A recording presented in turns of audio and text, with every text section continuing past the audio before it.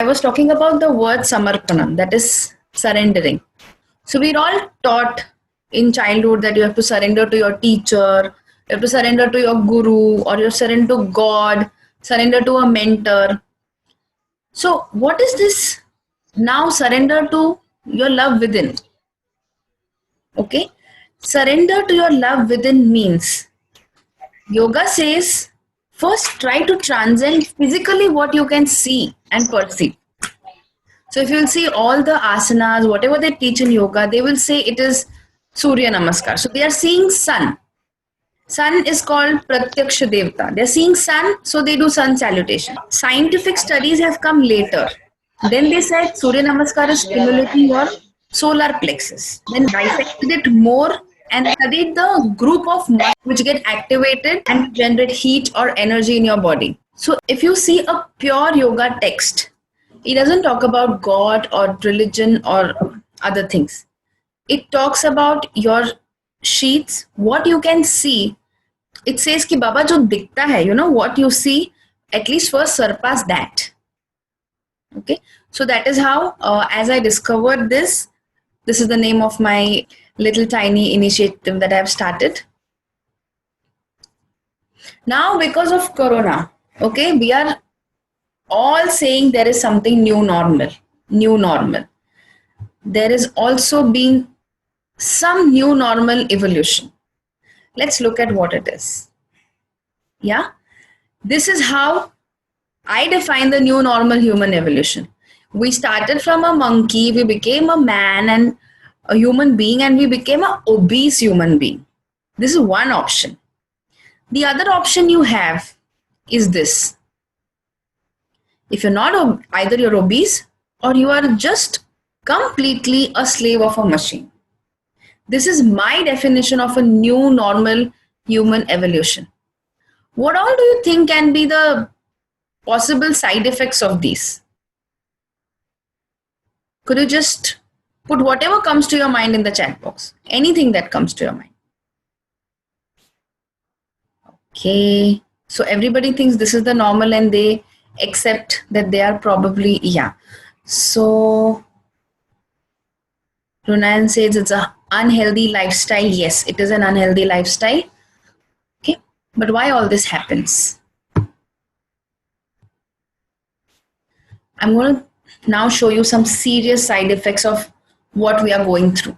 Okay. All what you're hearing now, diabetes, cardiovascular diseases, all your heart attack, your blocks and everything. Okay. It is a result of that evolution slide you saw. I wanted to keep that slide in mind because even I have been through that phase. Like when I was starting my practice and I wanted to get somewhere and achieve something, even I was there. But you know, it's okay to go wrong, but how fast you come back is important. Especially cancers. Now they say that many mental disorders which remain unresolved cause cancer. I want you to, like after this session, I want you to go and research on Louise Hay. She's written a lot of affirmations and there are millions of people who have benefited from her books or her audios. Okay, that is a part of NLP training, which is called as Sanskara Shuddhi in yoga.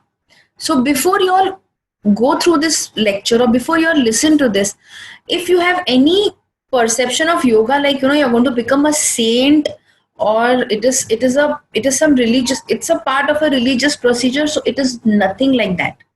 Yoga is an offshoot of Sankhya. Sankhya doesn't believe in any kind of religion or any kind of God. If you read classical texts like Hatha Yoga, Pradipika and all those books, there is no mention of, you know, what people are doing right now. So I basically want to open up, like just as there is Zen, there is Kai. Yoga is something that belongs to India. That's it. And it is, I personally like it because it also works on your body. And you need a fit body. Okay. Going ahead, this is the commonest complication we see. We will look like this. We will feel like this. We will be in this shape. But if somebody will ask, how are you? We'll say, हाँ बस एकदम fit. कोई tension नहीं, सब ठीक है. All my reports are normal. Nothing is happening. So these are diseases which start actually in the mind level. You want to eat something when you're stressed out. You want to have a cup of coffee loaded with sugar when you're stressed out. All this leads to this condition. What word first comes to your mind when you see this picture? Please type in the chat box.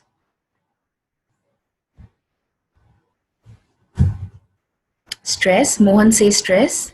Worry. Worry. Pressure. Anything else? Mental fatigue.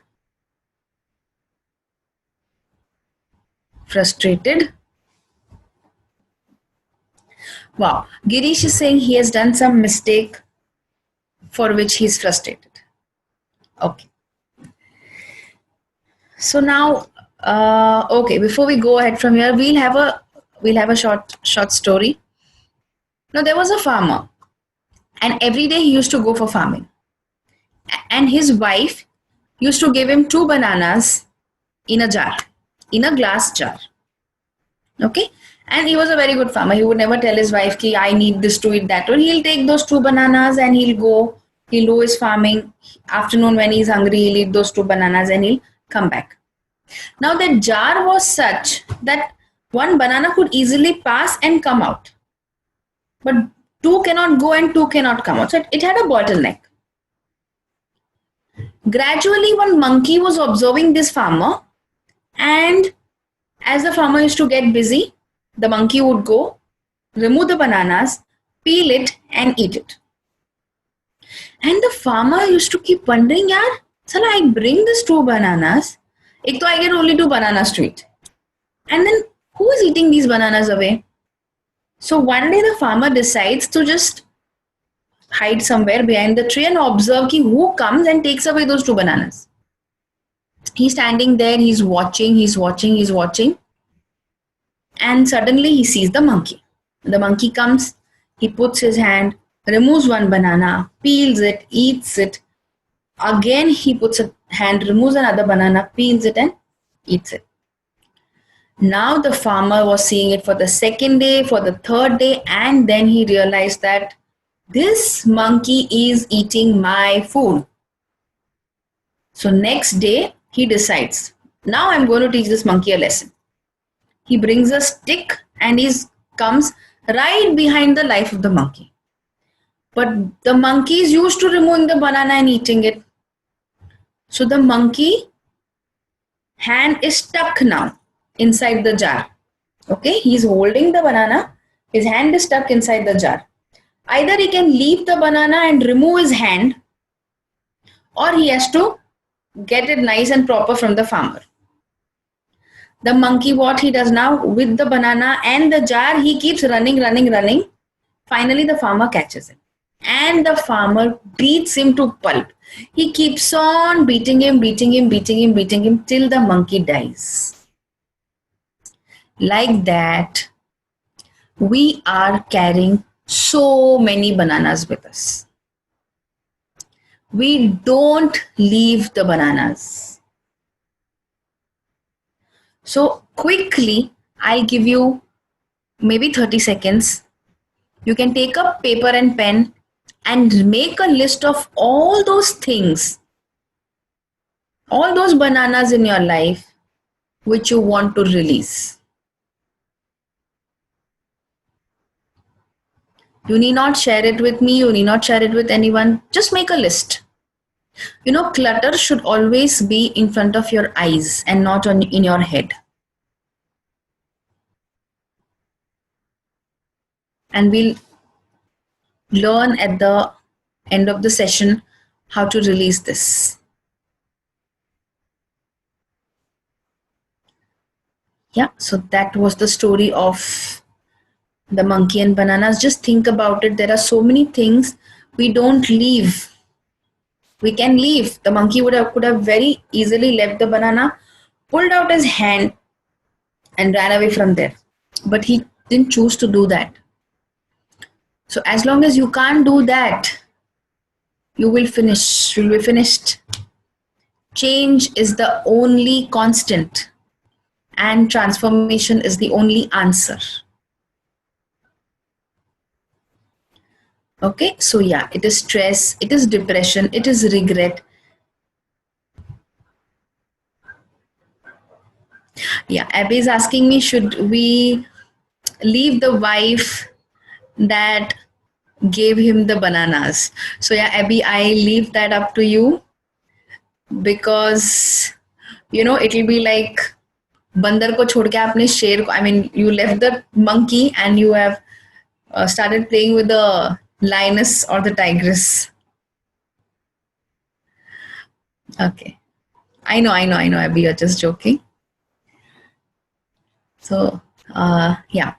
So it's right. This is what we say, and this is regret. This is remorse. This is something which we don't want to give up. Okay. That accumulates somewhere in your subconscious level, and that is being termed as stress. Now, I want you to be open to this topic of stress. Many people don't like to say that I am under pressure or I am under stress. So to understand this, we'll be talking in detail more.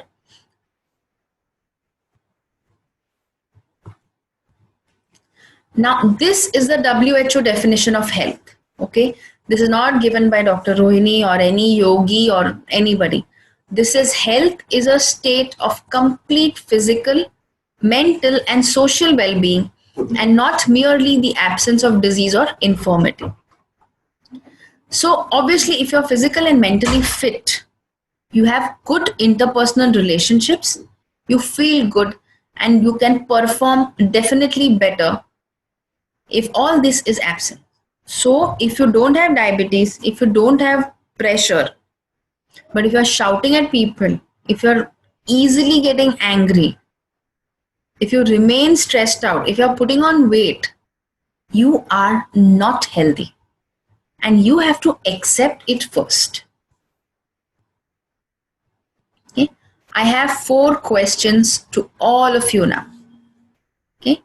How many of you find taking care of your health important? If you find it important, type me in the chat box.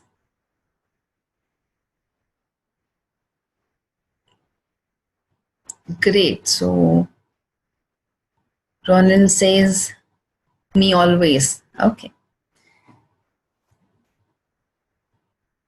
How many of you regularly follow some healthcare activity? I mean, you get a regular 45 minutes walk, you're eating on time, you're doing something for your mind. Wow. So I think I have a lot of enthusiastic people over here. So Mohan, very good. Kamal is saying not me, unfortunately. Not a problem. How many of you procrastinate later? I will do it later. How many of you have cared for your mental health? So you know now what this current behavior is going to cost you. Okay, you all know. You can be sick, it's either a physical pain or a monetary pain or some kind of the pain if we continue like this. Okay, and if you all, like, I'm seeing a lot of me's in the chat box. So if you all are already good with your fitness routine, which means you are in some way already taking care of your body. So taking care of your mind should not be a big problem for you. You should be able to sit and get into meditation.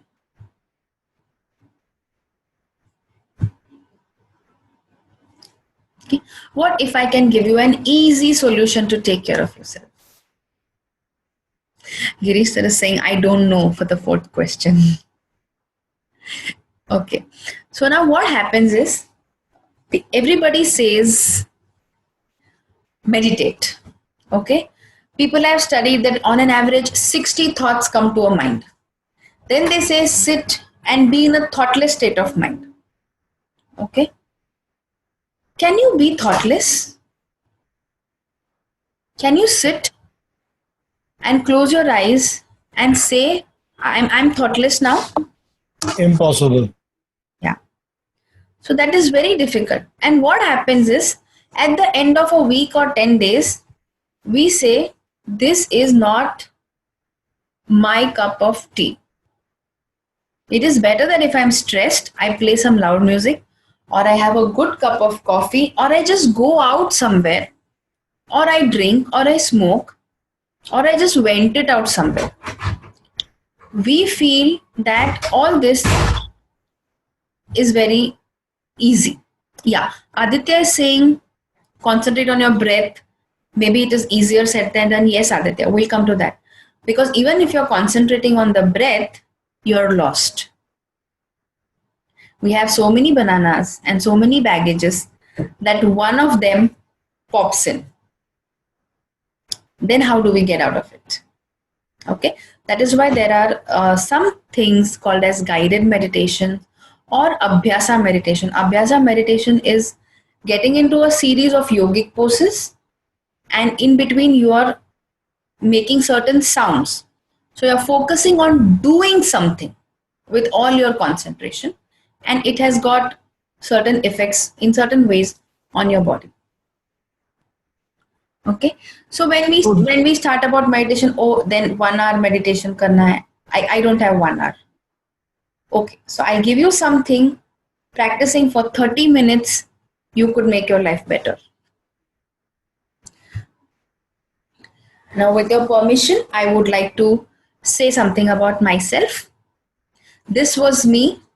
I had a back injury because of a dance program I had done. I had attended the Kalagoda festival and I had a fall.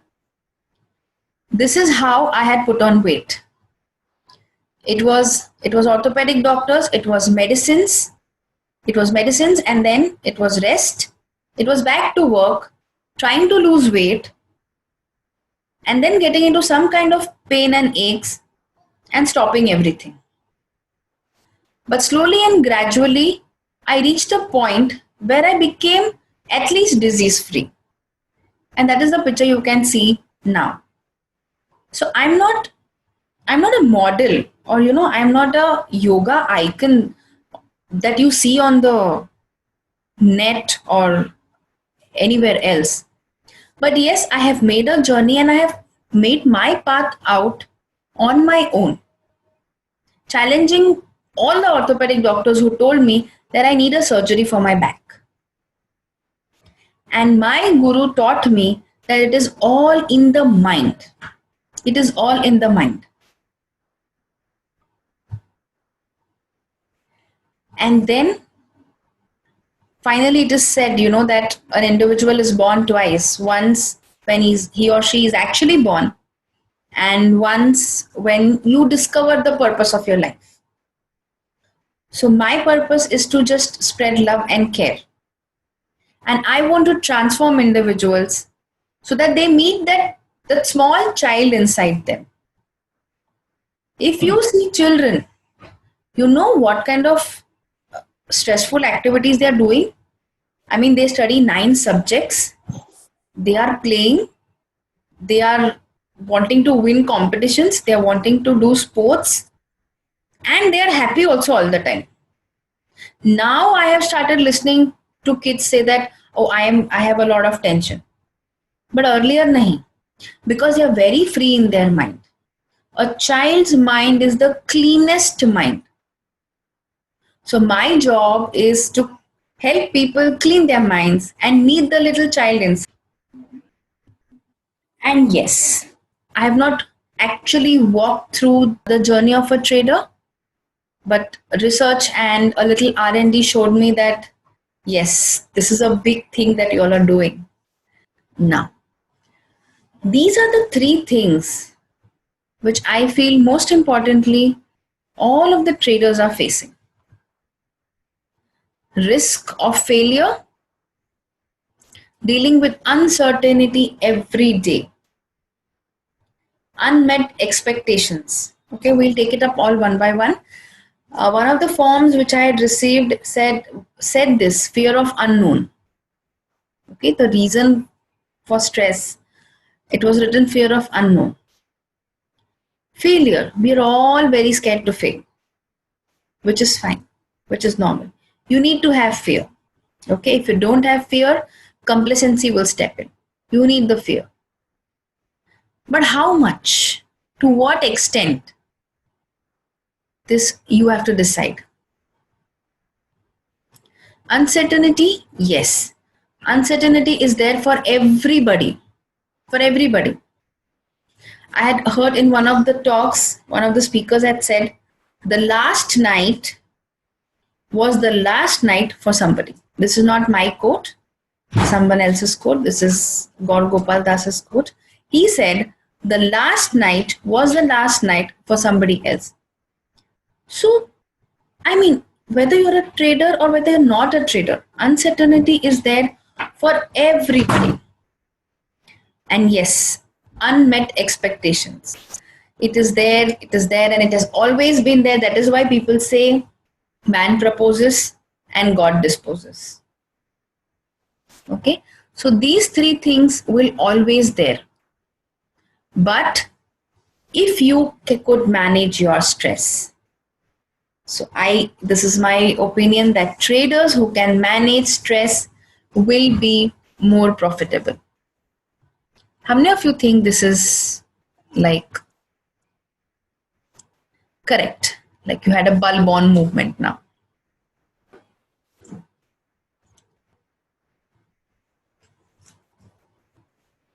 Yeah, so Mohan says true. Girish Mane is saying fear of unknown. Kamal says yes. So great. Now these are all ways to manage stress. Okay, you spend a good time with your family. You stop multitasking. Okay, you do time management. You do some physical activity. You talk to people. You spend time. We all know this. Am I telling you something which you don't know out of this? Am I telling you something new? I mean, like how Columbus discovered America. Have I told you some new rocket science? No. Why doesn't your mind listen to this? Because it is simple. We don't like simple things. We don't like some. We love complicated things. I'm not telling you that what I'm going to tell you today is difficult. It is simple, but you need to follow. I'm not saying it is not doable, but if you do it, it is worth it.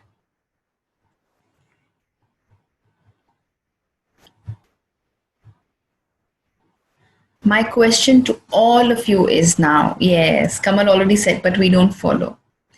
Then why have we not done it so far? Why have we not done it so far?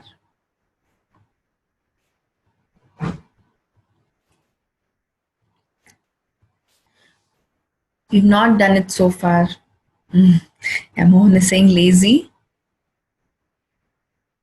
We've not done it so far because we are used to doing stuff that we think are more important. Okay, Aditya. So Aditya is saying we are used to doing stuff that we think we are more correct. Our mind is preoccupied with many different thoughts. Aditya, I'll come to that we think more important point. Okay, we will see that in the slide why it is important to do what we are supposed to do. We've not done it so far because brain comes to us free, and something that comes to us free, we don't value it. You listen to so many things that train your mind, but your mind, you take food for your brain as granted. Brain doesn't know or recognize no's and nots. It is like a fertile soil. If you sow corn, you will get corn. If you sow a poisonous seed, you will get a poisonous seed. So from today onwards, I want you to write at least 2 lines of gratitude for your brain. For your brain. Okay, it might be some intuition. Sometimes something in life must have happened that you were about to get into something and something in your mind said, don't do this, and you got saved. I'm sure there'll be at least one incident in your life which you must have gone through. That is how connected your brain is with you. Okay, so start thanking your brain every day. Start thanking your mind. Okay.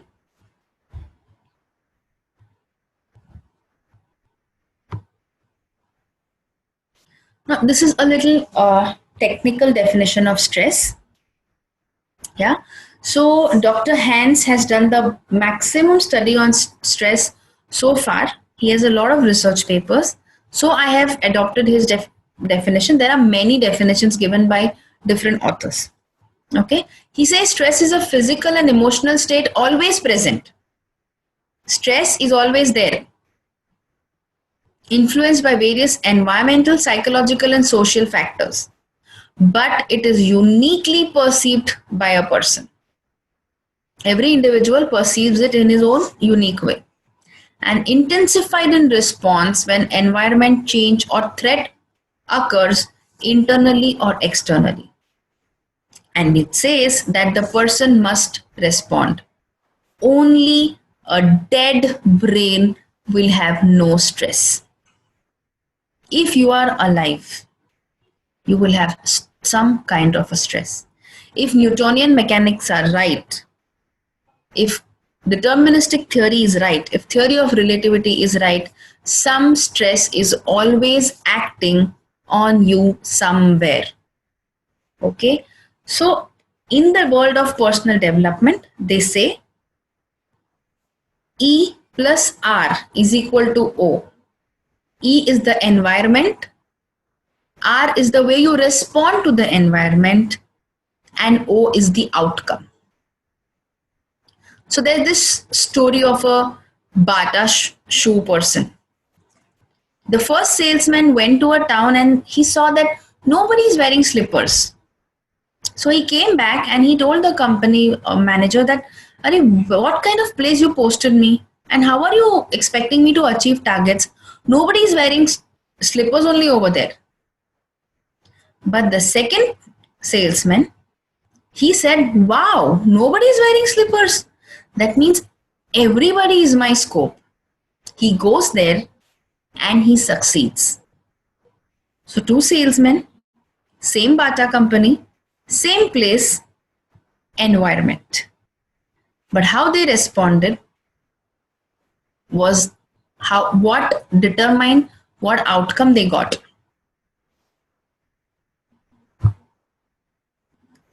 Now I want you all to just take a moment and focus on this curve.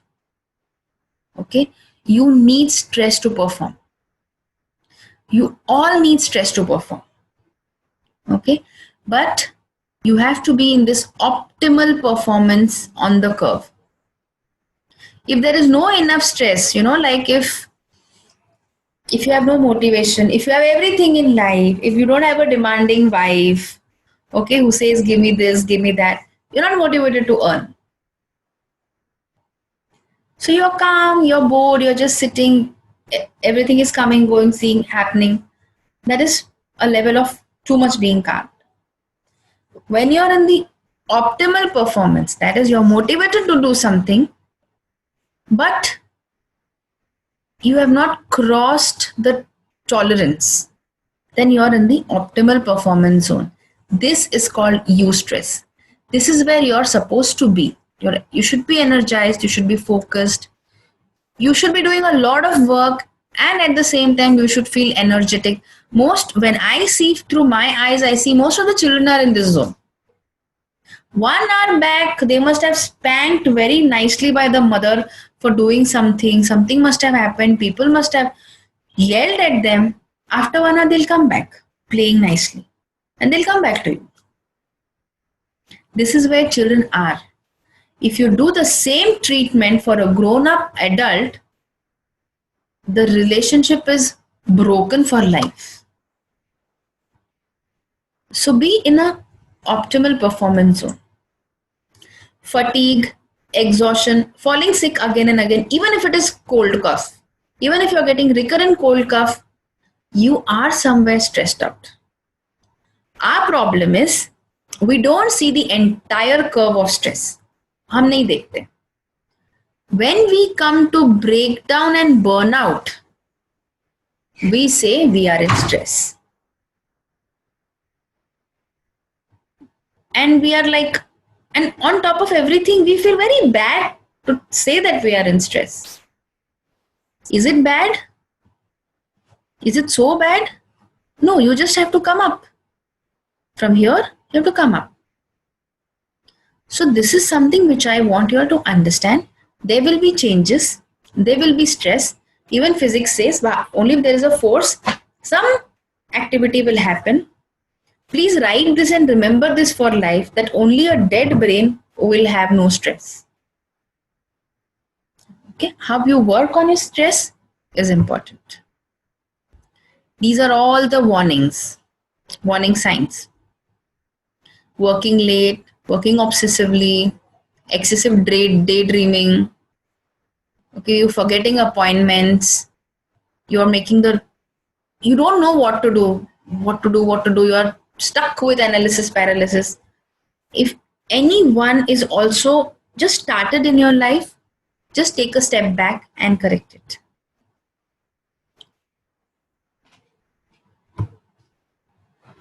This is what I said. Recognition is half the solution. Yeah. So people say awareness precedes change and all that. But accepting that you are stressed is more important. Now I want to ask you all something. Okay? Challenge versus stress. For example, if somebody has lost a job. Okay? Somebody has lost a job. What is the challenge over here? What is the challenge? Can you please put in the chat box, what is the challenge? Yes. Excellent. Mohan is saying to get a new job. Girish says to get a new job. That is the challenge. But leaving that, when we start thinking, oh, there is politics. This organization was not nice. Why did it happen to me only? Why things happen to good people? Okay, when we don't get anybody, we catch hold of God. Why did God do this? So when that is your internal dialogue, you are in stress. Now, yes, Aditya. This is your answer. We think other things are important, but dedicating a certain amount of time and effort to see that your body doesn't become a barrier is very, very important. Is very important, because today if I'm having a severe back pain and I have all this theory of stress in front of me, for this moment, God for me would be a painkiller. Because first I want to get rid of that backache or headache or whatever ache is there. So you have to take care of your body, because your body should not become your barrier. You may have goals. There is nothing wrong in having goals. I always say you have to earn that money. You have to be successful. But your body has to be fit, fine, and healthy.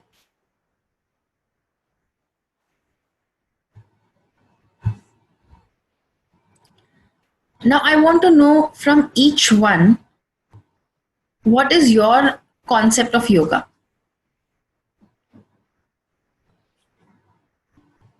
Yes, Mohan says union.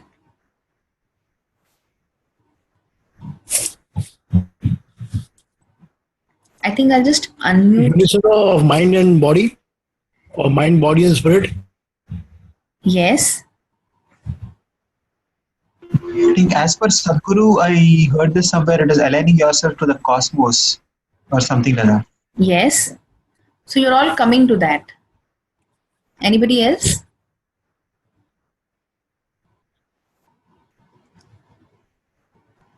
So Aditya, you follow Sadhguru? In the past few months, yes, especially during from the COVID time, I have been. Okay. A means of finding peace and health. Okay. Yes, yoga definitely is. Okay. So yoga, if you read the text, if you read the classical text, yoga is just yuja. Okay, it is just union. And it has been left like that. Nowhere it is described. And every person who read, he started writing his own description of union of mind, body, soul. Somebody says union of, union of this Atma to the God. Okay, so everybody has their own concept. Now let us look a little bit into what people have researched and what science has done. Okay, so in India we have Swami Vivekananda University in Bangalore. They have done extensive studies in yoga. They even conduct PhD programs for yoga. Now, what is my interpretation out of the whole study and out of their publication is, when you are practicing certain asanas, okay, you improve your posture and you're giving a nice massage to your internal organs. Okay, like how you feel good when you're massaged outside, your organs feel good when you are doing those bendings which you never do when you're sitting in a sedentary posture. And when you're breathing, you are supplying your body with a lot of oxygen which nourishes the cells. We've all heard that brain, we have not used 100% of the brain. The same is the case with your lungs.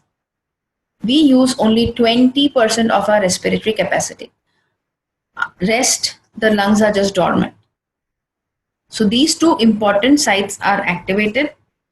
And when this is in sync, you might realize that when you're dancing or when you're doing something which you like, not like a competition, you don't want to win something for that, or you're not doing it in front of an audience. When you pursue your hobby, you say, you're very happy. You will see your body is more free, you're more relaxed. So that is a sense of freedom you have. And once you are in that zone, you're very calm. And when you're calm, your sensitivity, that is how you receive surroundings, increases. Your awareness increases. And slowly and steadily, you reach to a state of having a healthy lifestyle. Okay, so people who have been following Sadhguru, when he teaches inner engineering, there is this one concept which he says, responsible. He'll keep on asking you, are you responsible? If an accident has happened somewhere over there, are you responsible? That is what it means. Responsible doesn't mean you have to go and respond. You have to go to that accident site. Even if you're feeling bad that something has happened there, you have responded. Even if you felt that, you're responded. So this is how yoga works. There is some energy, okay, above us. Some people call it God. Some people call it universe. Some people call it energy. So there were different people who came and who wrote different things. Newton said E is equal to mc square. Everything is energy. Then next set of people came and then they said, no, but if you just stimulate an electron or a proton, it can jump to a higher level of energy. So then the theory of relativity came. Finally, one scientist called Kepler, he wrote a book called Turning Point in Science.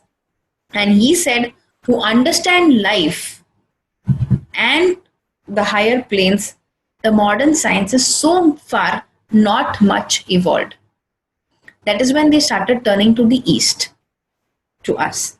Okay, but in my opinion, it is not only east, it is not only us. Different places, people made their own researches, like NLP, your Zen, your Kai. Everything is using these philosophies only, but in a different language, in a different way. The best thing will be to select one and stick to one.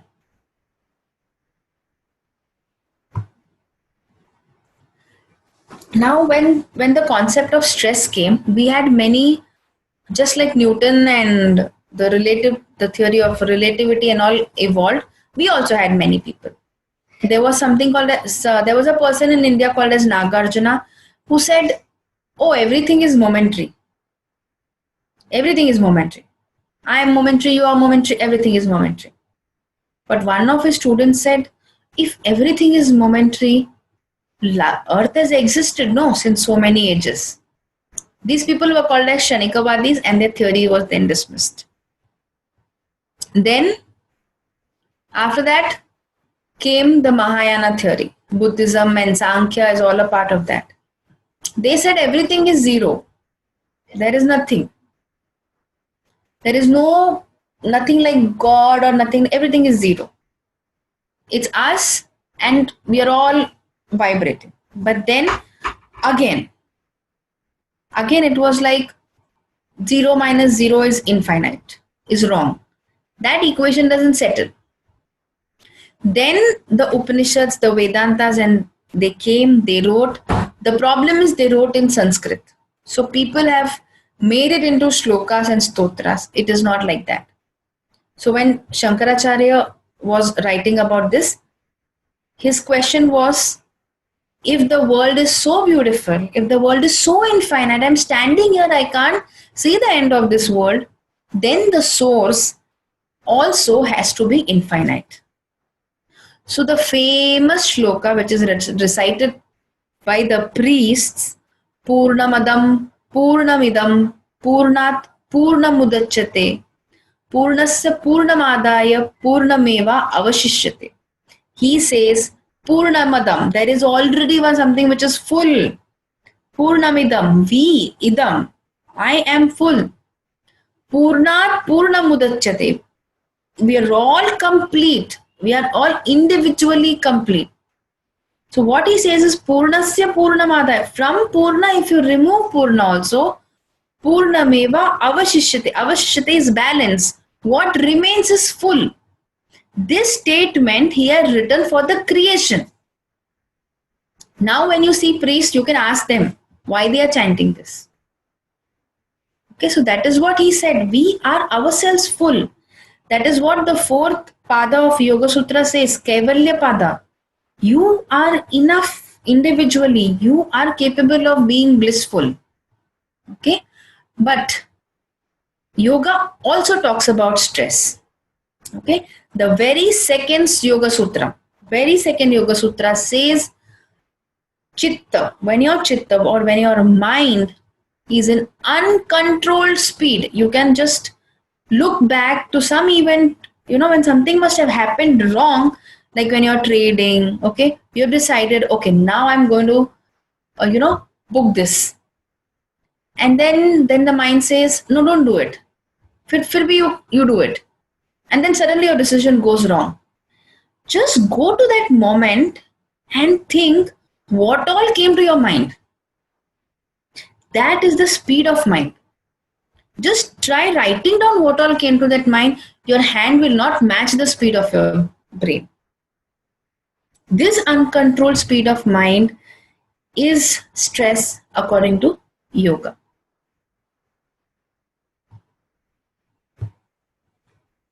Okay. Now yoga talks about the Panchakoshas. It says whoever can control the mind and emotions can have a control over all these 5 layers. I'm going to break this down and simplify this even more in the later slides, because yoga says you cannot be in the same role everywhere. Okay, you are a father, Sometimes you're a husband. Sometimes you're a trader. You're a boss. So you have to have a different kind of ego. That is ahankara. Your ahankara is in the mind. Okay, the manomaya kosha, it carries your ahankara, and ahankara is not a bad word. Ego is not a bad word. Having the wrong ego at the wrong place makes you bad.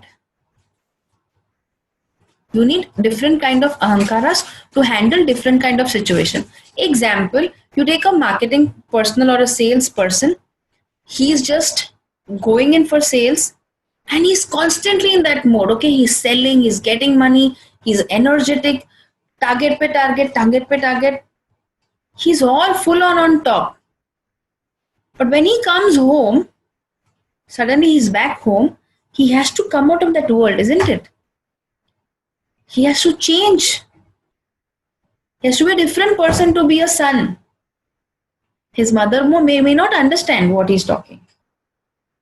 But he's still in that mood. And the same person, if he doesn't have a good sale, he'll bring that same mood home. That is where we don't switch. That is why Patanjali says that you have to control your mind. Okay. Now I have identified multiple stages that maybe a trader can undergo. It is just before decision making. It is while you are making the decision. It is after you have made the decision, and it is like after you shut down your laptop when you're analyzing the decision. Okay. So like out of whatever I read, I thought this could be 4 stages for you guys. If anybody wants to add something here, I would like to know, because that will help me take this forward better. It is like it is not only before entering into any trade. It follows. There is a follow-up after exiting that trade. How we analysis? Yeah, after I maybe either I have booked the loss or booked the profit. Okay, even if I have booked the profit, then I keep on watching what happened after that. So if I find out that if I might not have booked profit at first place, I might have ended up earning more. Okay, yeah. So that also adds up to some kind of a stress, is what I feel. I should have done that. If I can put my 2 bits over here. Yes, Vivek. To that I would call it nothing but an attachment to what you have done. Yes. You're creating an emotional attachment to your trade. And in trading, that is the cardinal sin which one can do. Yeah. Okay. So it is, Vivek, that was a very good input. We'll come to that now. Yeah. Thank you. So now, okay, this reminds me of a small story. Raja Janak was supposed to be a very, very good king. Okay, Sita's father. I don't know how much people are into reading these stories, but I enjoy them. I like telling this to my daughter also. So he was sleeping. He was sleeping, and he had a dream.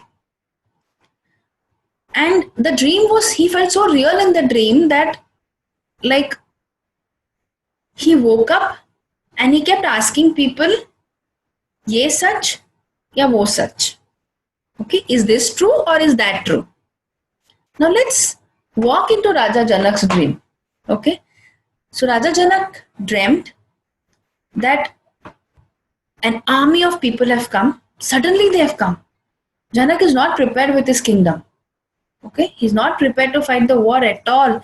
And there is a huge army. They come, they attack, the soldiers are gone, all the senapatis are gone, then all the ministers are gone. Finally, Janak goes, he also loses the war, and then finally some good person says, oh Raja, you have been a very good king, I'll help you out, just run away from here. Just escape and at least live. After this, he runs away. He runs away and he's very hungry, he's bleeding, He's tired with the war and he's all given up. And finally he comes to a temple where, food is being served. So he takes the leaf and he's like sitting in line to eat. And then the food is being served. But by the time the food comes to, like, by the time it's its turn, the food is over. And now the person is saying, little bit here and there is stuck in the vessel. So maybe I can just remove and put it on the leaf. He says, fine, that is also fine, but give me. I'm so hungry. I'm so tired. He holds the leaf and they serve him food. And from nowhere, an eagle comes and takes the leaf and goes away. And now he is so miserable that he's shouting, no, no, no, no. And suddenly his queen is coming, everybody is coming, and they shake him up and he wakes up. And everybody realizes that he has a bad dream. But for the whole day he keeps saying, ye sach ki wo sach. Is this the truth or is that the truth? And people are thinking now the king is gone mad, or he's suffering from some great disease. They call so many people to take care of him, but no medicine is working. And finally, somebody calls the saint Ashtavakra. And Ashtavakra understands that, this man is now not only talking about, what is going on, he's talking something beyond. Ashtavakra tells him, hey Rajan, na ye sach, na wo sach, bas tum sach. For the benefit of all, I'll say it in English again. He says, neither this is truth, nor that is truth. You are the truth. So, you have to just witness yourself like a sakshi. You just have to be a witness to whatever is happening. If you can look at your life like a movie, it is not easy, but that is the ultimate thing you can achieve. They say that you have to be happy. Pain will be there. Suffering will be there. But are you going through the pain or are you seeing the pain? Takes you where you have to be.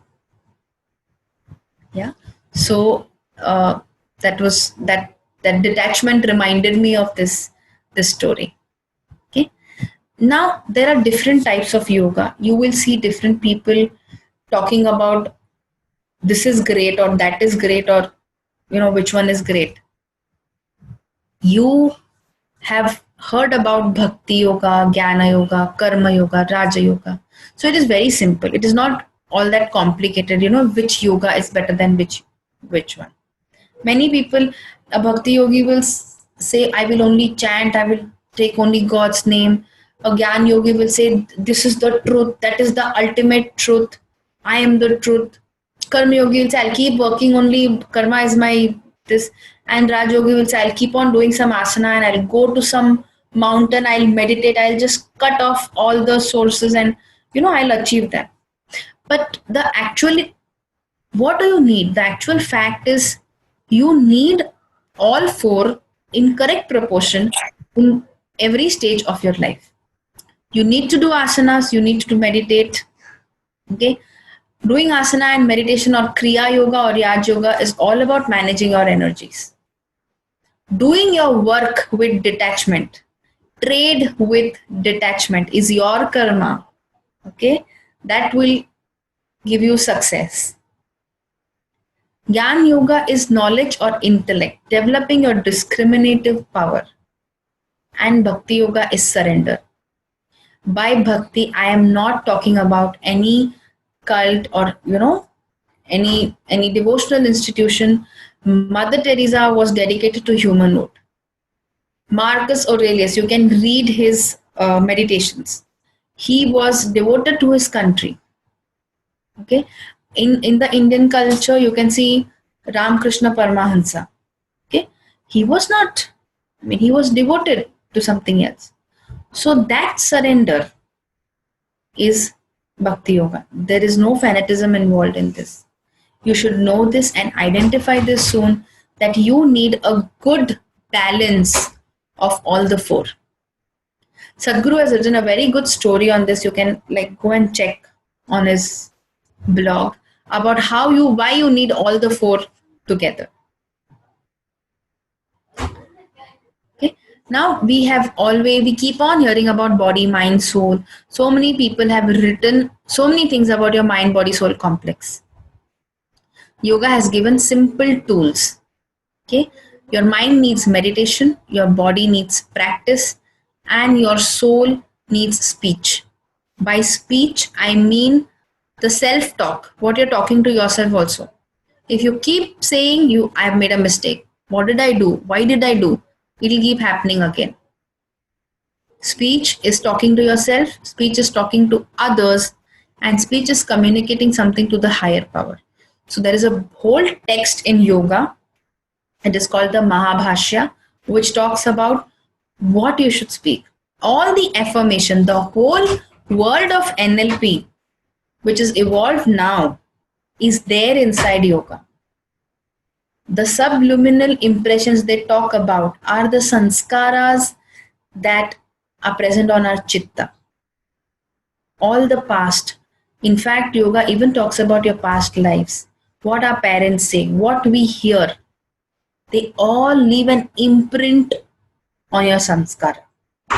So Mahabhashya is a very interesting text. If anybody is interested, can go through it. It describes mind. It is literally broken down mind into the manas, buddhi, chitta and ahankara. And your chitta is your sanskara bed, the imprints. And how using your body and mind, you can clear those imprints. You have to do some action to clean it. Otherwise, it will pop up again and again in your life. So this is the sadhana traya which the yoga speaks about. Now coming to, this was a brief, about talking to yourself, understanding your mind. Okay. Now we'll come to what is cyclic meditation. Okay. Has anybody heard about Abhyasa meditation? Guided meditation is like well heard of. I want to know if anybody has heard about something called as Abhyasa meditation, or if anybody has gone through any process. Just in case they can share something.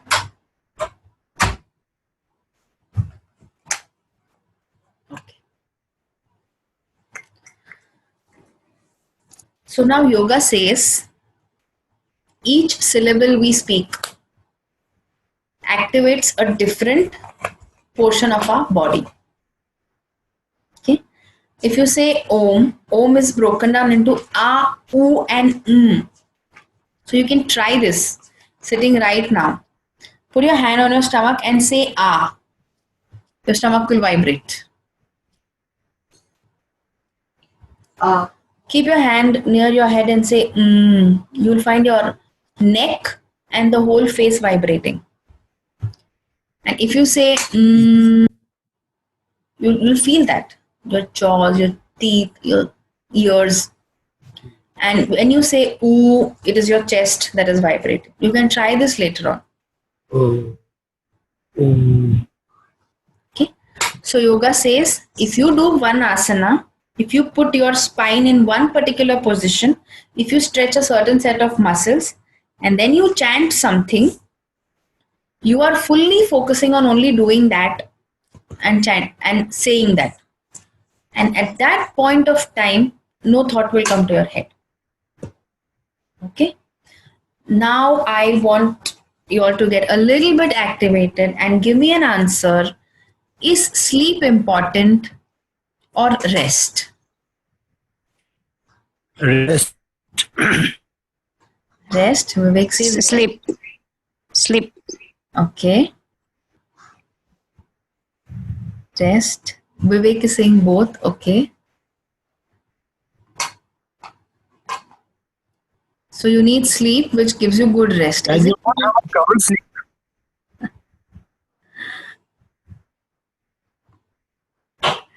Okay. Now have you noticed that sometimes you sleep for a nice 12 hours and you're not fresh in the morning.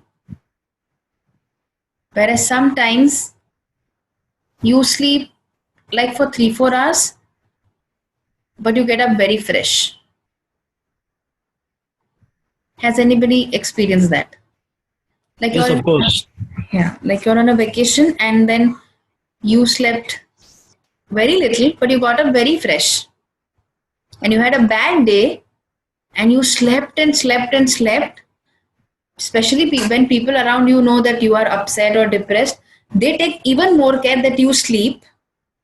They'll take care, no, there is no noise, nothing. But then when you get up, you are still having a heavy head. So yes, sleep is important, but the quality of sleep is more important than sleep itself. The quality of sleep is more important than the sleep itself. Remember this sentence, which means if you have a good quality sleep, your mind is more relaxed. And remember, it is your mind which pushes through the performance of your body. If your mind is relaxed, there are many studies. People have done studies that people did mental football practices and they have won the matches.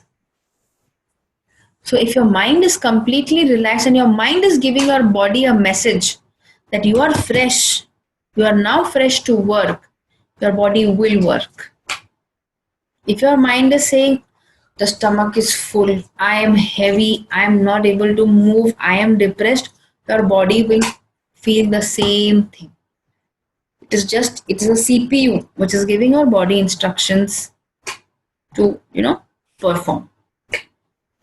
So cyclic meditation is a type of abhyasa meditation that you might find other sequences than what we are going to talk about also. But the basic principle is the same. You're focusing on getting one asana right, and you're focusing on saying aloud a syllable correctly so that you're not focusing on anything else. And that is how, when your muscles are relaxed, when everything is relaxed, you feel a general feeling of well-being. What yoga does is it gives you a lot of resilience. Resilience is, okay, something has happened, but come back. Come back.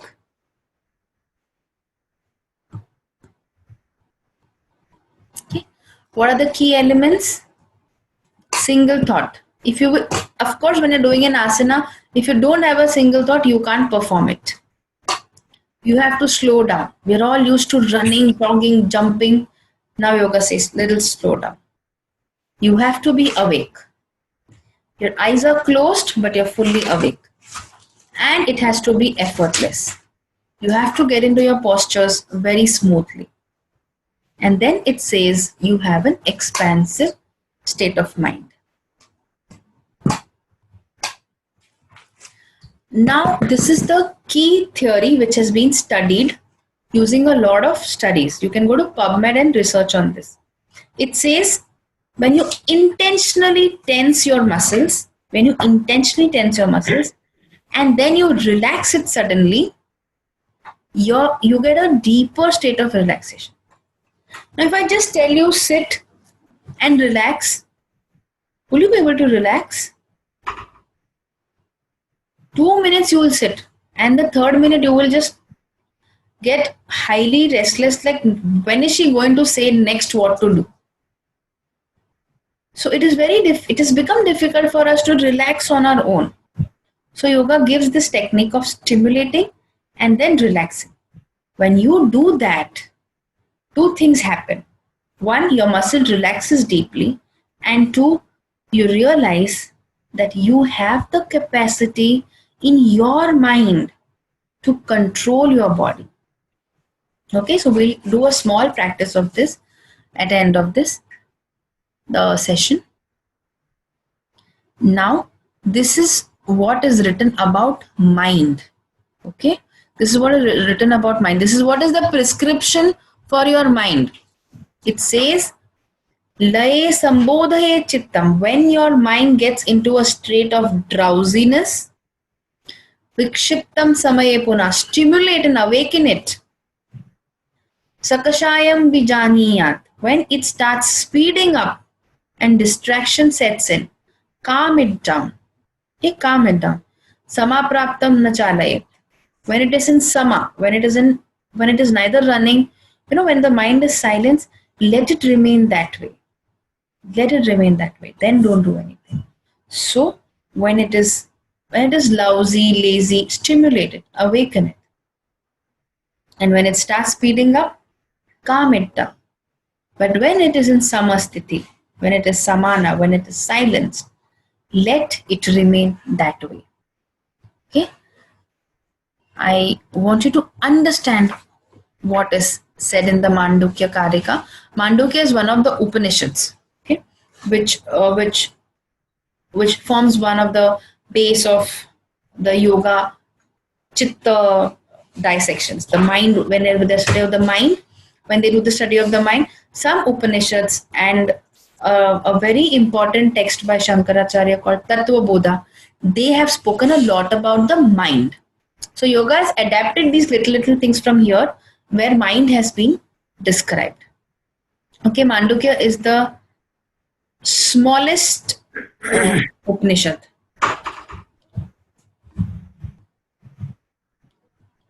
Okay, Aditya is saying, how do we determine what is the present state of your mind? Good question. Very good question. Now, when you start becoming aware and when you start listening to your internal dialogues, immediately ask yourself a question. What is the only challenge? Okay. What is the only challenge? Then you come and discriminate whether it is challenge or stress. When your mind is in a state of drowsiness, it will tell you there is no challenge at all. Don't do anything.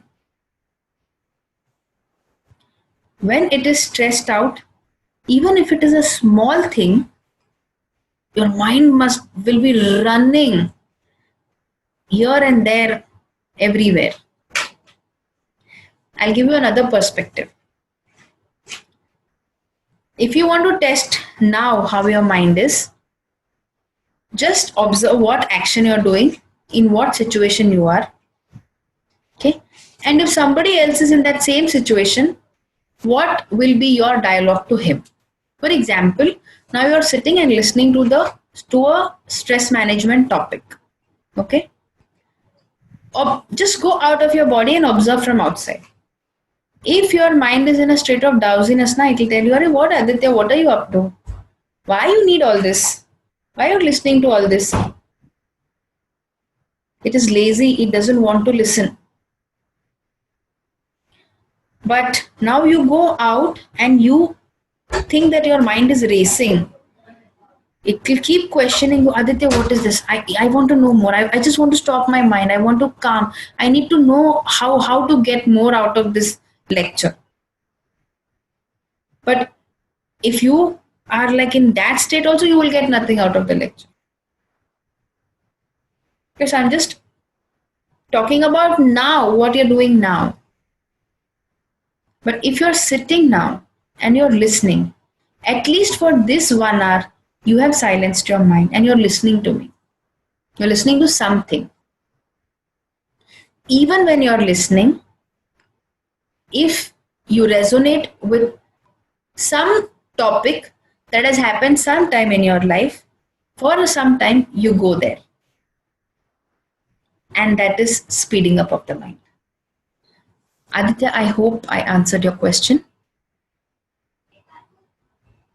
Yes, you did, Doctor. I just got another question to add on to it, if that's okay to ask. Yeah. So in some instances, as you mentioned, say, we will just be in the state of that calmness or in the state of that silence mode when we don't want to do anything because we know we had a long day or it was a stressful time.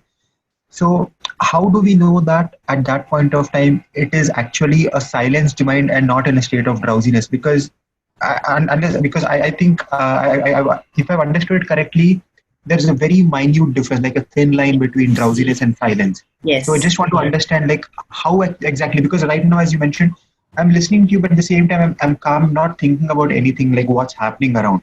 Huh. But as you said, but I'm not, my mind is not in a challenged state or a stressful state. So does it mean I'm drowsy or does it mean I am silenced? You're silenced. Okay. If you are yawning, if your eyes are closing, you're in a state of drowsiness. Okay, this is one of the example. It can also be that you're sitting and listening. Okay, you're sitting and listening, but you don't want to listen.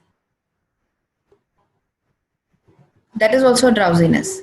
But when you're listening, and when I said, okay, the monkey is not leaving the bananas, and you get a list of things which you are carrying as a baggage, then your mind is speeding up. Okay. You answered my question, but this has another question in my mind. Sorry about that.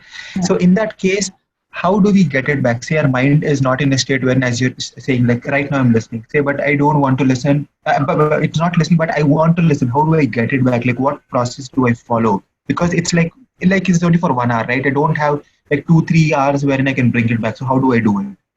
So you have to find your tool, either meditation or yoga, and you have to constantly, okay, how do you build up a muscle, Aditya? You work out, right? You you do some weight training, and then one day you do weights, one day you do cardio, you allow it to build up. Okay, your mind is like that. You have to give it practice. Meditation is a practice. That is why it is called sadhana. It is not that you can meditate on one Sunday and you are fresh throughout the week. You have to meditate. You have to keep on giving it that practice. Jaise, like constant running or constant working out will maintain your body. Constant meditation will maintain your mind. And then slowly what happens is you start realizing, you start listening to your body first, and then you will start hearing your mind also. You will come to know that into which zone you're going, but that has to come with practice, and start with something guided for that. Okay? Got it. Thanks for this. Yeah, you answered my question. Thank you so much. Can I also ask you a small question? Yeah. All right. I have whenever I close my eyes to meditate, I have a very bad habit of dozing off. Now, what do I do that? How do I get out of this issue? I try doing it umpteen number of times. Even when I'm sitting cross-legged, I will tend to doze off. I close my eyes means I'm going to doze. For a few days, see, this is one of the options, doing a abhyasa meditation or cyclic meditation, because you don't have the option to sleep. The other option is you can chant. You can chant. Chant. Right. Chant, all right. Chant. All you right. can chant. That is the second option. From chanting, that would keep your mind awake. Chanting would keep your mind awake and would prevent you from feeling drowsy and sleepy. Yes. So chanting or cyclic meditation, both of these methods, or a guided meditation. Sometimes people do tend to sleep even in guided meditation. Like, somebody is speaking something and you're slept out. Yes, I've experienced that also. Yeah, but your subliminal is receiving those sounds. Messages, yes. It receives that messages. You can feel the benefit of that once you wake up. But if you want to consciously control your mind, you can get into any of the abhyasa meditation, that is asana chanting combination, or you can just chant. Because that is what, even chanting is a very deep science. A mantra, if you split it, it is man and it is transcend. Something that helps you transcend your mind. So it can be any sound. The problem is people try to find the right mantra, or the best mantra, or the most powerful mantra. All right. People don't understand that it is one mantra that you have to keep chanting unless those vibrations have helped you transcend your mind. These are the two things you can do if guided meditation or if simply following your breath is not working for you. Well, simply following my breath is basically keeping me occupied, my mind occupied on the way I'm intaking the air and exhaling the air. So my mind gets occupied in my breathing process. Yeah. But the minute I go in for chanting, which could be a loud verbal chant, or it could be a mind chant also, Huh. I'm again occupying my mind. You're not occupying your mind. You're And focusing your mind. See, what happens is a mind can have multiple thoughts. very true. Okay. So, so mind, if you see if you study the structure of mind, it is manas, buddhi, ahankara, and chitta is your sanskara bed. Manas is just the monitor. Okay. You have your pancha gyanendriya and pancha karmendriya, that is your 5 organs of perception. They just collect data, and it is being sent into the manas. Manas is just like a monitor, it is seeing. It goes to your ahankara. It first goes to the ahankara, and then it comes down to your chitta via the buddhi.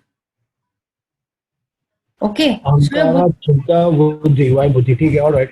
ठीक है.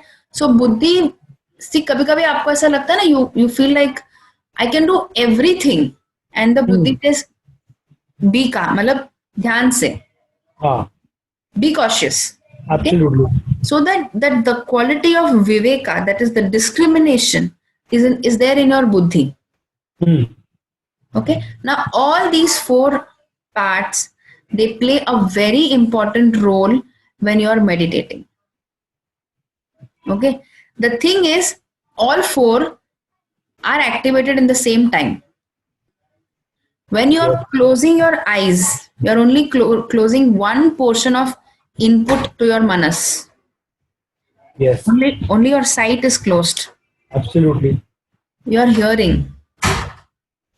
And the biggest thing is your sanskara bed, your chitta is active. It has got past. It has got the present. It is also worrying about the future. Very true.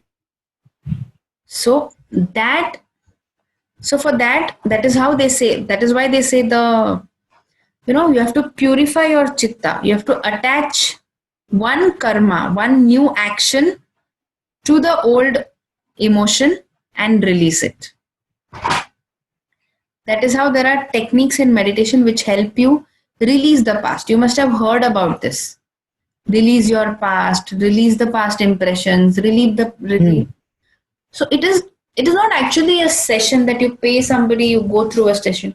You have to keep doing it and learn to do it yourself.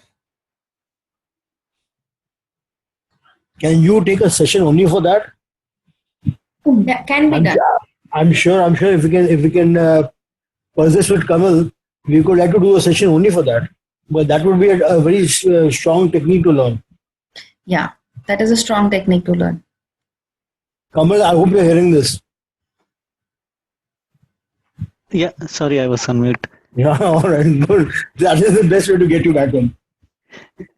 This is a new technique which it's not a new technique, but something which I really think we should work on it. For the group and in person, in the whole, we all will benefit out of it. Yeah, absolutely. Yeah. We can plan So, that. ma'am, please continue. Yeah. Thank you. Okay. So this is what, the Mandukya Karika speaks about your mind. Now, these are the steps of Abhyasa meditation. It starts with Shavasana. It starts with instant relaxation to bring you there. Then it talks about linear awareness. That is since you're lying down, you're in one line with the floor. So it talks about just think yourself as a line.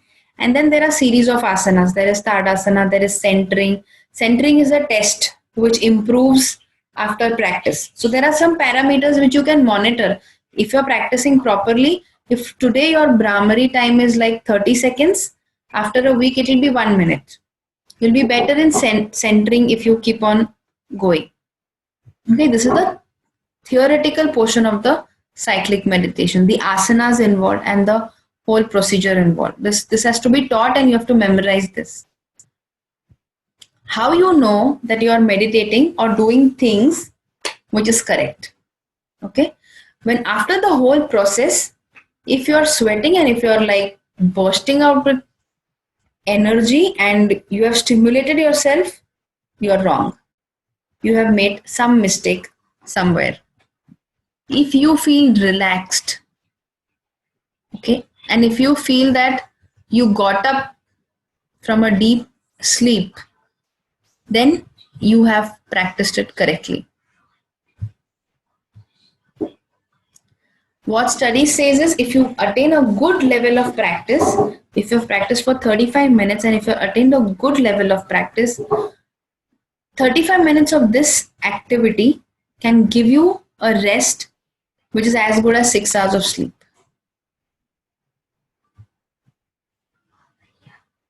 Okay, it all talks about only awareness. When you're centering, you're focusing on one point.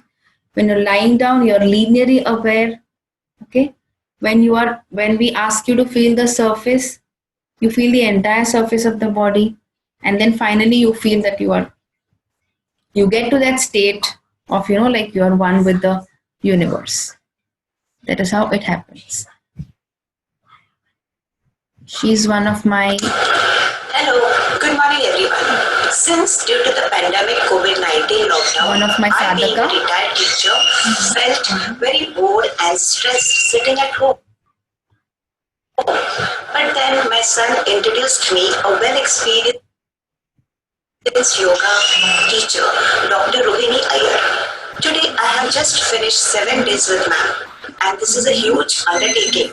I just want to say a big thanks to ma'am for the yoga asanas. She has been taught us very easily, step by step, with patience and smile. She made of things very flexible and made me relaxed, stress-free, and removed all the negativity and made me feel the essence of calmness. With the different asanas like pranayam, warming up exercise, shavasana, method of proper inhaling, exhaling, different postures like cobra, camel, bridge, and wind release, etc. The best is Surya Namaskar and relaxation or meditation, which created positivity in me and towards living life. A big thanks to Ma'am Rohini Iyer. Okay. So Aditya, you're asking me, is there any particular direction we need to be lying? Yeah, we have all been taught this, that south mein sar nahi rakhna, north mein sar rakhna. Technically, as per scriptures, keeping your head in the east is considered good, the best position. After that, it is the north, because Earth has its magnetic pole. Okay. So we all function like small pieces of magnet. And the earth, they say, is tilted a little bit towards the south. So there are many theories, but if you go to explain one by one, it will be like a long lecture. But yeah, the first best direction is east and then it is the north. So you never place your head to the north and you never place your foot towards the south. That is the direction in which they keep the dead That body. means your head would be facing the south and your legs would be facing north. Yeah. Or your head would be facing east and legs would be facing west. You keep your head in the east. Yeah. Keep your head in the east. Yeah, keep your head in the east. Yeah, because I remember reading somewhere or hearing something that when you sleep with your head towards the south, because head to the north is where all the dead are kept. Yeah. Your head is. So when you get up, you should see the north. Yes, of course. You should see the north when you get up. Yeah. When you get up, you should see the north.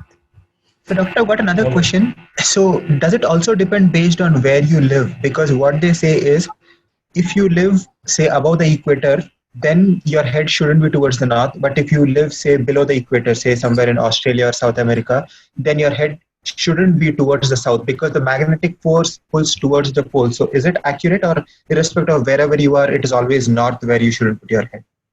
No, see, this is true for Vastu, what you're talking. Okay, where the house should be oriented and where the window should be. This is true for Vastu because different place will get different wind. One area will get the northwest and southwest, and the other area will get the northeast.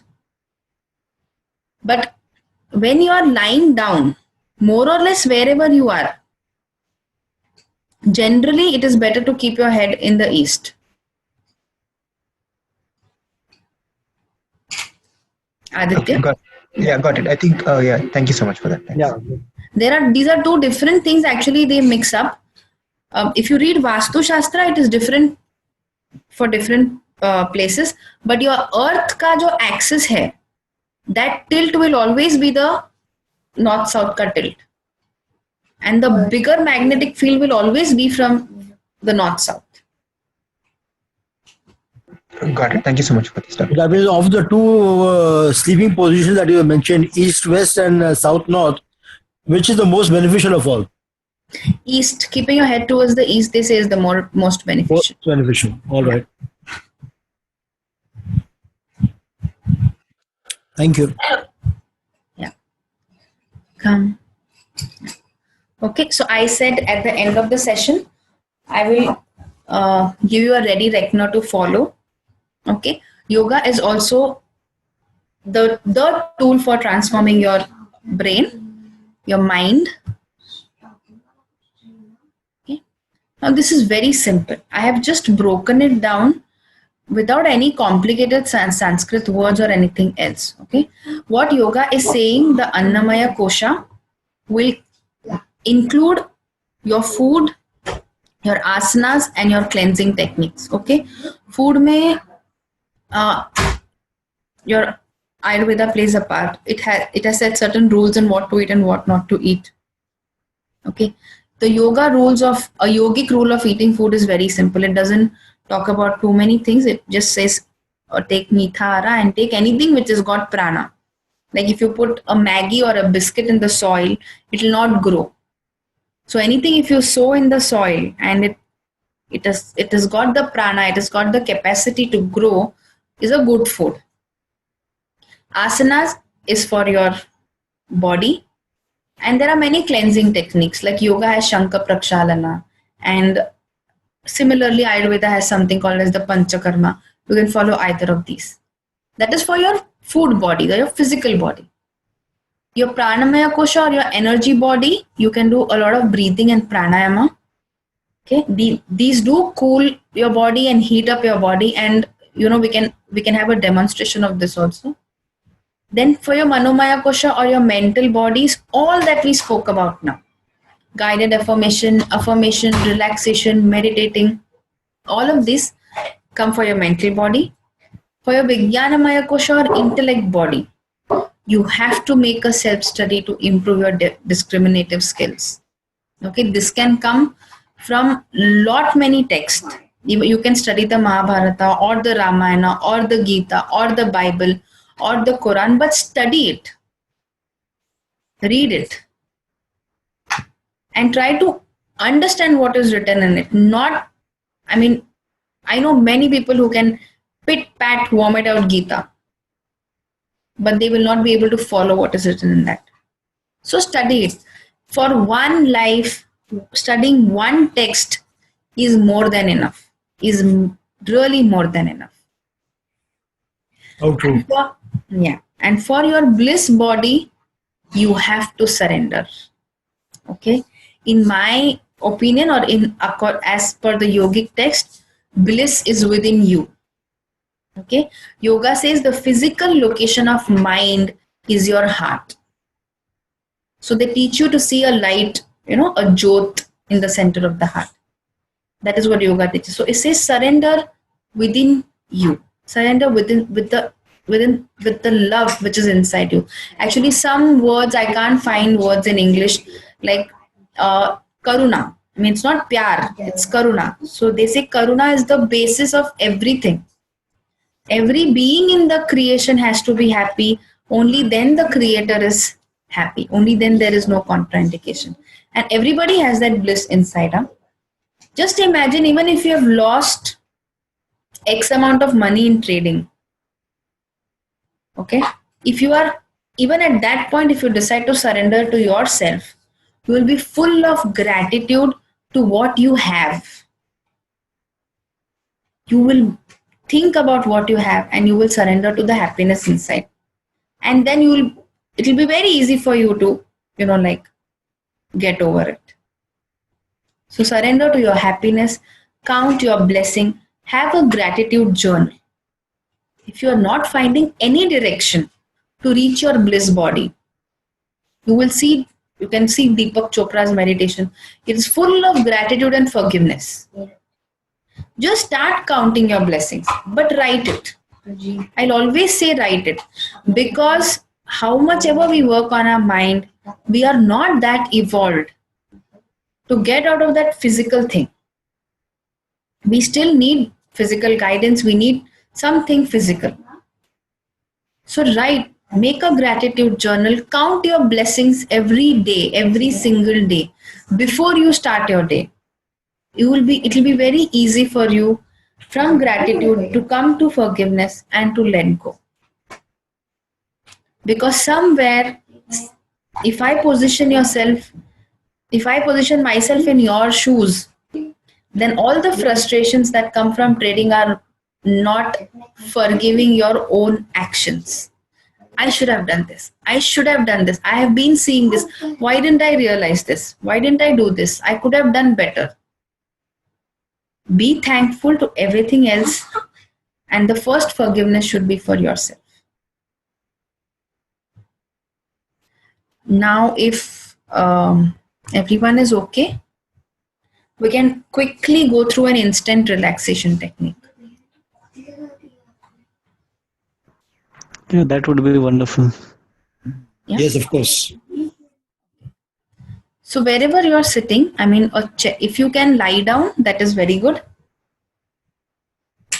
If not possible, you can sit somewhere very comfortably. Close your eyes and slowly focus on your breath. Feel the breath at the tip of your nostrils. Natural breath. Normal breath. Your breath is cool when you're inhaling it,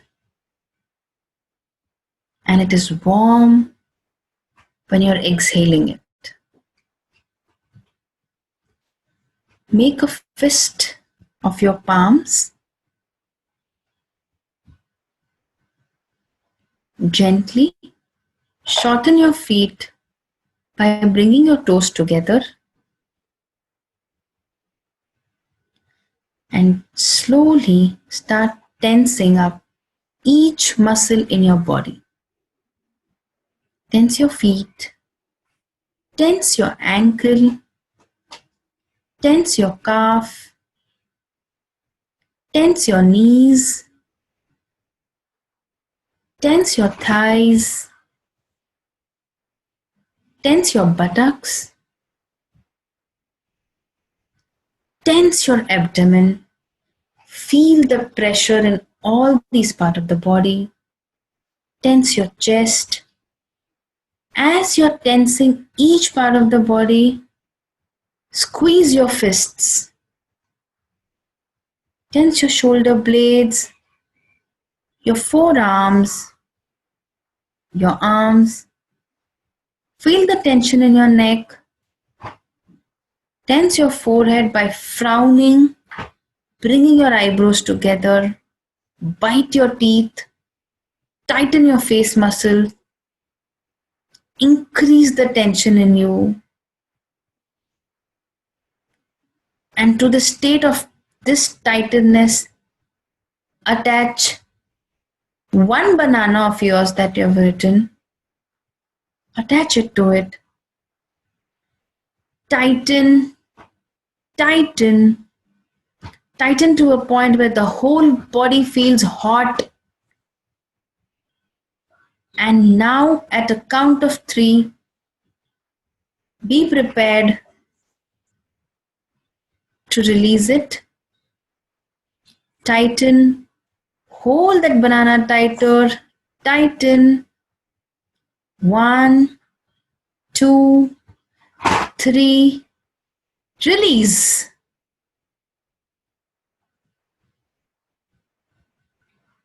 Bring your focus back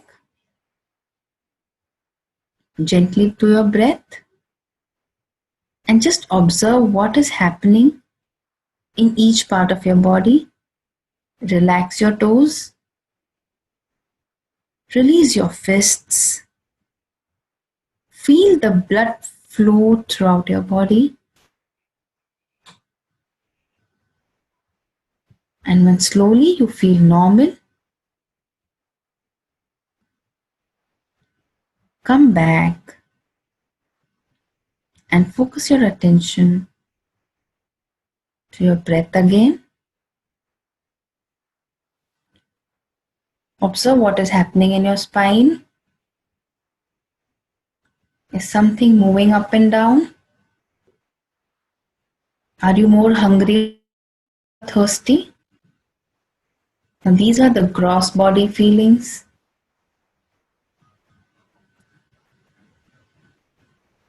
Tell your mind that you have the capacity to manage your physical body.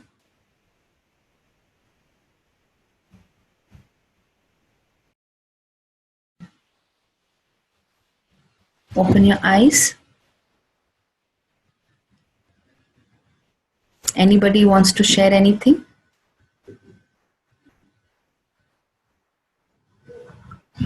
When you said release the first very minute, my fist opened up and my eyes opened up for a second, Okay. all at one shot. And then I had to again come back and close my eyes and come back into it. Okay. But could you feel like your hands were cold or there was something else happening? Yeah, there was numbness and they were cold. Yes, that was there. And of course, there was itchiness in the ears. Yeah. So the whole, and after relaxing, could you relax? Come again? Once I said release, did you feel relaxed? Of course, I did. Yes. Of course, I did. Yeah. So Because that is, when you said release, the entire body moved out into a. I just opened my eyes for a second or so, and the entire body got released within a matter of just a microsecond or so. yeah. And then I had to again come back and close my eyes again and control it back. Yeah. So this is a kind of meditation you did for a fraction of a second. But this would be something like cyclic, right? Yeah, this will be cyclic. This is a part of cyclic meditation. Cyclic meditation, yes. We begin with this so that you're completely relaxed. Then you get into the asanas. And then there is a deeper relaxation, and then we end it with Yog Nidra. All right. Right.